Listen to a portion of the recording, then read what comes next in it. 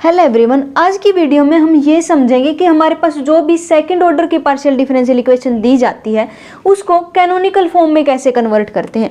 तो इसको canonical form में कन्वर्ट करने से पहले सबसे पहले हम क्या करते हैं, ये हमारे पास जो कोफिशिएंट दिए गए हैं इन कोफिशिएंट से हम ये पता करते हैं कि ये हाइपरबोलिक है, पैराबोलिक है या फिर इलिप्टिक है। तो इसके लिए हम क्या करते थे, s² - 4RT कैलकुलेट करते थे। अगर ये 0 से बड़ा हो जाता था तो ये क्या बन जाती थी, हाइपरबोलिक बन जाती थी। और अगर ये <0 हो जाता था तो क्या बन जाती थी, इलिप्टिक बन जाती थी। फिर अगर ये 0 के इक्वल हो जाता था तो हमारी इक्वेशन क्या बन जाती थी, पैराबोलिक बन जाती थी। अब ऐसा करने के बाद हम क्या करेंगे, अगर वो हाइपरबोलिक बन गई है या फिर इलिप्टिक बन गई या फिर पैराबोलिक बन गई है, हम क्या करते थे, इस इक्वेशन से इसके कैरेक्टरिस्टिक रूट फाइंड आउट करते थे। अगर वो हाइपरबोलिक होती थी तो हमारे पास आते थे 2 रियल कैरेक्टरिस्टिक रूट, और अगर वो पैराबोलिक होगी तो हमारे पास क्या होगा, 1 रियल कैरेक्टरिस्टिक रूट आएगा। और अगर वो इलिप्टिक हो जाती है तो हमारे पास क्या आता था, 2 इमेजिनरी कैरेक्टरिस्टिक रूट हमें देखने को मिलते थे।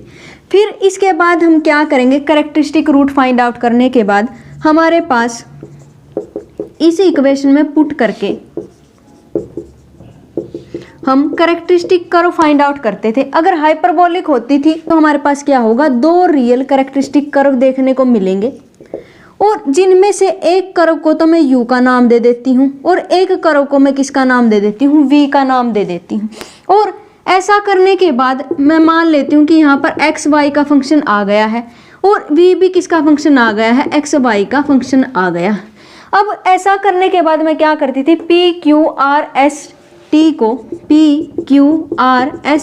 को क्या करूँगी, इन u और v की टर्म में फाइंड आउट करने की कोशिश करूँगी। और ऐसा करने के बाद इस इक्वेशन में पुट कर दूँगी P, Q, R और S और T की वैल्यूज। और उसके बाद हमारे पास क्या होगा, अगर वो हाइपरबोलिक हुई तो इसकी कैनोनिकल फॉर्म कुछ ऐसी देखने को मिलेगी,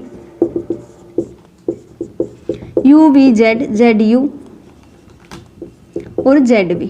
अगर वो हाइपरबोलिक होगी तो उसकी कैनोनिकल फॉर्म कुछ ऐसी देखने को मिलेगी। सबसे पहले हम क्या करेंगे, ये कैलकुलेट करेंगे कि वो हाइपरबोलिक है, इलिप्टिक है और या फिर पैराबोलिक है। तो अगर वो हाइपरबोलिक आ जाती है तो इस इक्वेशन में पुट करके उसके 2 कैरेक्टरिस्टिक रूट हम फाइंड आउट कर लेते हैं। और ऐसा करने के बाद हम क्या करते हैं, उसके कैरेक्टरिस्टिक कर्व फाइंड आउट करते हैं इन 2 इक्वेशन से। अगर हाइपरबोलिक है तो हमारे पास क्या आएंगे, 2 रियल कैरेक्टरिस्टिक कर्व आ जाएंगे, और एक को हम u मान लेंगे, दूसरे को v मान लेंगे, और यहाँ से UV की टर्म में PQRST इनकी वैल्यूज फाइंड आउट करने की कोशिश करेंगे। और फाइंड आउट करने के बाद इस इक्वेशन में पुट कर देंगे। और ऐसा करते ही हमारे पास कुछ इस फॉर्म की इक्वेशन देखने को मिलेगी। इसी को हम क्या कहते हैं, कैनोनिकल फॉर्म कहते हैं। एक ऐसी पार्शियल डिफरेंशियल इक्वेशन की जो कैसी होगी, हाइपरबोलिक होगी। अब हम बात करते हैं पैराबोलिक के केस में। पैराबोलिक के केस में क्या होगा, हमारे पास एक ही रियल कैरेक्टरिस्टिक कर्व देखने को मिलेगा। और अगर एक ही रियल कैरेक्टरिस्टिक कर्व देखने को मिलेगा तो हम क्या करेंगे, उसको तो u मान लेंगे, लेकिन अब बात आती है कि v किसको मानेंगे। हम एक ऐसा फंक्शन ढूंढेंगे कि उसका जो जैकोबियन होगा x और y के विद रिस्पेक्ट टू वो कैसा होना चाहिए, नॉन जीरो होना चाहिए। अगर ये कंडीशन फॉलो हो जाती है तो वहीं हमारा क्या बन जाता है, v बन जाता है। और ऐसा करने के बाद अगर हम v को मानते हैं तो कुछ ऐसी कैनोनिकल फॉर्म देखने को मिलेगी, ZU ZV। और अगर हम u को अपनी तरफ से मानते हैं तो यहाँ पर क्या आ जाएगा, u आ जाएगा। तो इस तरीके की होती है हमारे पास पैराबोलिक के केस में कैनोनिकल फॉर्म। अगर बात आती है कि अगर वो इलिप्टिक हो जाता है तो हम क्या करेंगे, अगर वो इलिप्टिक हो जाता है तो हमारे पास 2 इमेजिनरी कैरेक्टरिस्टिक कर्व देखने को मिलेंगे। तो हम क्या करेंगे, एक को F1 मान लेंगे और एक को F2 मान लेंगे। यहाँ से u कैसे कैलकुलेट करेंगे, F1 + F2 डिवाइडेड बाई 2, और v कैसे कैलकुलेट करेंगे, F1 - F2/2 आयोटा। तो यहाँ से u और v कैलकुलेट कर लेंगे, फिर से u और v की टर्म में PQRST कैलकुलेट करेंगे और यहाँ पर पुट कर देंगे। और ऐसा करने के बाद हमारे पास कुछ ऐसी कैनोनिकल फॉर्म देखने को मिलेगी, प्लस कर्ल² z curl v² = FUVZ ZU ZV। तो ये होते हैं हमारे पास 3 कैनोनिकल फॉर्म। तो सबसे पहले हम क्या करते हैं, जो भी हमारे पास सेकंड ऑर्डर की पार्शियल डिफरेंशियल इक्वेशन दी जाती है हम क्या कैलकुलेट करेंगे कि वो हाइपरबोलिक है, पैराबोलिक है या फिर इलिप्टिक है।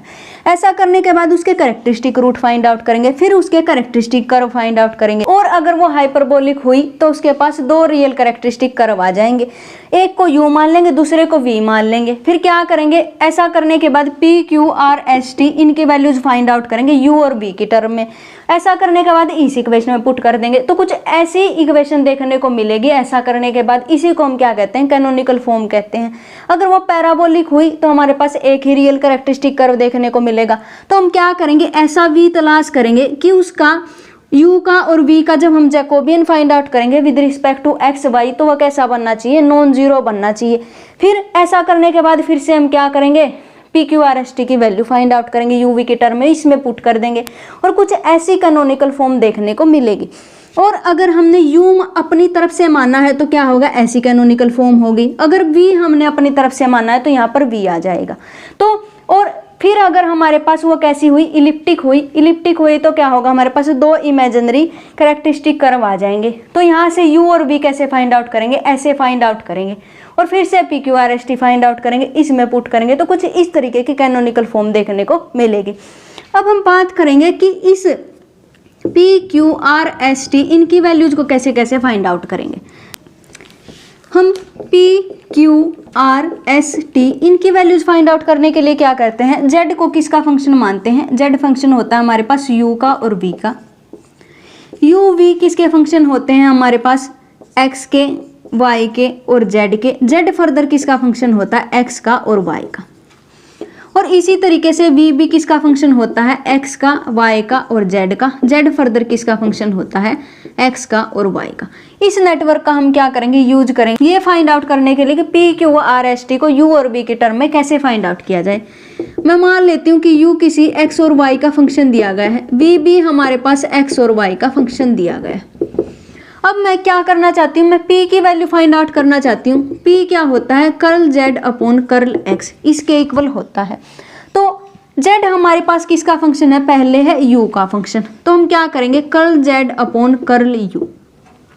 हमें क्या करना है, x के with respect to derivative find out करना है। u फर्दर किसका फंक्शन है, x का फंक्शन है, तो क्या बनेगा, curl u upon curl x plus फिर हम क्या करेंगे, z किसका फंक्शन है, z v का फंक्शन है और v फर्दर किसका फंक्शन है, x का फंक्शन है, तो क्या होगा, curl v upon curl x। इस तरीके से फाइंड आउट करेंगे हम p को। अगर बात करती हूँ मैं q कैसे फाइंड आउट करेंगे, q क्या होता है, curl z upon curl y होता है और z किसका फंक्शन है, u का और v का, और u और v किसके फंक्शन है, बाद में x y z के फंक्शन है। मतलब क्या होगा, पहले तो इसका u के विद रिस्पेक्ट टू डेरिवेटिव, फिर u का y के विद रिस्पेक्ट टू डेरिवेटिव, और इसी तरीके से curl z upon curl v dot यहाँ पर क्या आ जाएगा, curl v upon curl y। ये हमारे पास क्या बन जाएगा, q बन जाएगा। अब बात आती है कि r को कैसे फाइंड आउट किया जाए। r क्या होता है हमारे पास, curl square z upon curl x square, मतलब curl upon curl x, curl z upon curl x इसके इक्वल होगा।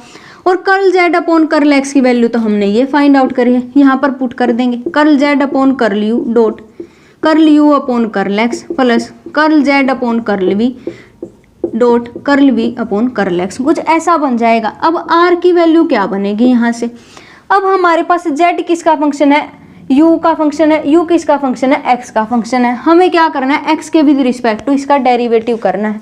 तो हमारे पास क्या बनेगा, curl square z curl u square into curl u upon curl x, और साथ में हमारे पास आता है curl square z curl u curl v और into curl v upon curl x। कुछ ऐसा बन जाता है।